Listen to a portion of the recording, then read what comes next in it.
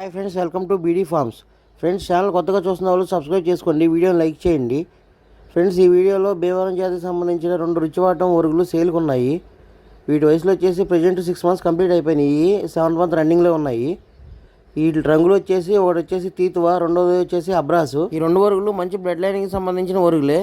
2 double bottle ఇస్తాయి. ఈ 2027 సంక్రాంతికి ఈ 2 ఒరుగుల్ని పెద్ద బరిలో యూజ్ చేసుకోవచ్చు.